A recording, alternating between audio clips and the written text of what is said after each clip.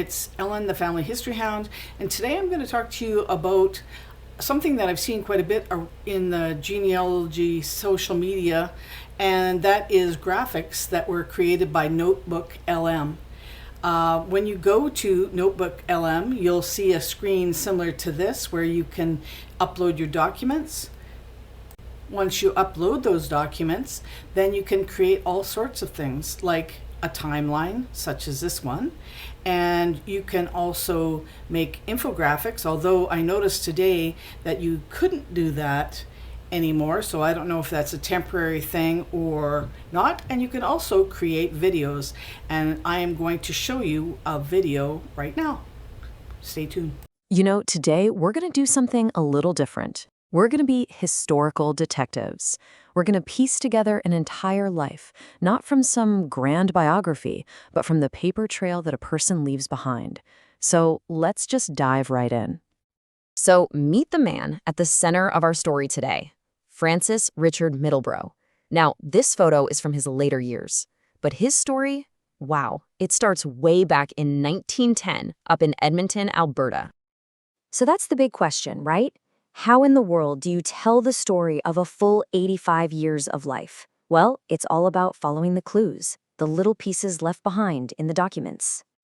And that is exactly what we're going to do. You see, every single one of these things, a census record, a little newspaper clipping, a directory listing, it's like a breadcrumb. It's just a single point in time that, when you start connecting them, reveals the actual shape of a life. The tool we're using for this whole thing is called genealogy. And look, it's so much more than just a list of names and dates on a family tree. It's about using these records to really understand the context, the struggles and the triumphs of the people who came before us. Francis's story begins in a pretty tumultuous time, to put it lightly. He was born in Edmonton in 1910, and his early years were shaped not just by huge global events, but by one incredibly dramatic personal one. Okay, so take a look at this. This 1916 census record, it tells a story that goes way beyond just the data on the page. We can see Francis, he's 6 years old, living in Beverly, Alberta, with his mother, Ellen, and his sisters. But notice who's not there. His father, Francis Sr., and that's because he was in France, fighting in the First World War.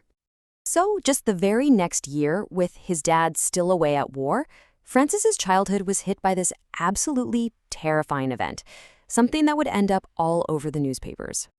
On that day, an excursion train crashed right into a freight train just outside of Edmonton. It was a huge disaster, and on board that passenger train were Francis, his mother, and his 2 sisters. And he was only 7 years old when this horrific wreck happened. Just 7. Can you even imagine that? The newspaper accounts from the time are just chilling. This quote here describes the first passenger car being completely obliterated, shot through like an avalanche.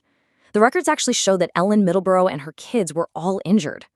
It's a level of trauma it's hard to even wrap your head around for a 7-year-old. So after surviving such an incredibly difficult start, Francis moves into adulthood, and he starts focusing on building a life of his own.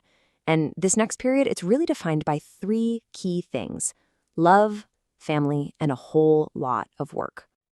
I love this. Here we've got 2 different documents telling the same happy story. So on the left, you see this quiet but pretty wedding announcement from the paper. And on the right, you've got the official government certificate. So on August 31st, 1929, Francis, listed as a laborer, married Mary Loretta Beaton, who worked in domestic service. And wow, their family grew fast.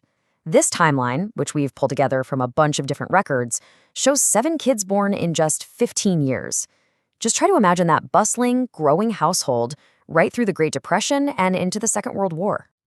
So how did he support this huge family? Well, city directories from 1929 give us our answer.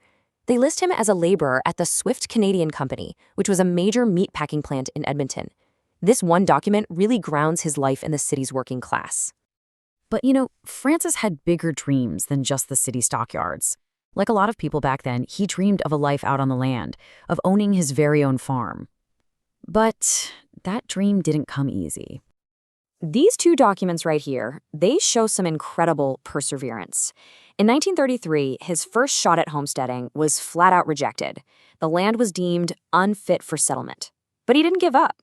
21 years later, in 1954, he's selling a quarter section of land with cultivated acres and excellent buildings. I mean, talk about going from rejection to success. And here it is, the end of that farming chapter, recorded for all to see in the local paper. He's selling the farm and auctioning off his team of black mares, his cattle, all his machinery. This marks a really big transition, the closing of one dream as he moves on to whatever was next in his life. So after farming, Francis returned to a life of steady work, and that eventually led him to his final chapter, a really well-earned retirement and a quiet legacy. When you look back at it all, the documents just paint this picture of a lifetime of hard physical labor. He worked at Swift's, the Edmonton Stockyard, Canada Packers. His career at the stockyard lasted for decades, right up until he retired in June of 1975, at 65 years old. And here he is with his wife, Mary. After retiring, they sold their home and moved out to the country. This photo just captures a quiet moment from that long partnership, a whole life they built together, through all the hardship and all the hard work.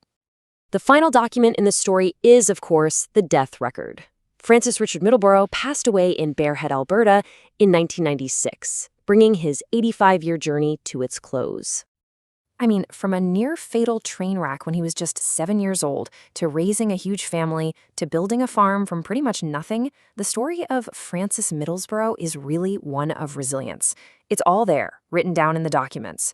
So it kind of makes you wonder, doesn't it? What incredible stories are just waiting to be discovered in your family's records? So I think it's pretty incredible what NotebookLM created from just a PDF that I uploaded.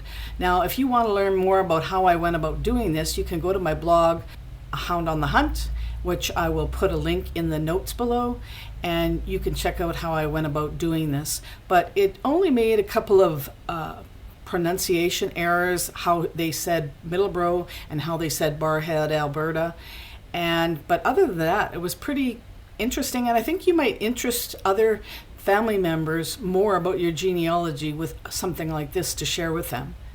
I hope you enjoyed this, and I hope you'll go to my blog, and if you like what you've seen, then please like and subscribe and ring that bell so that you know about upcoming videos as they come to you.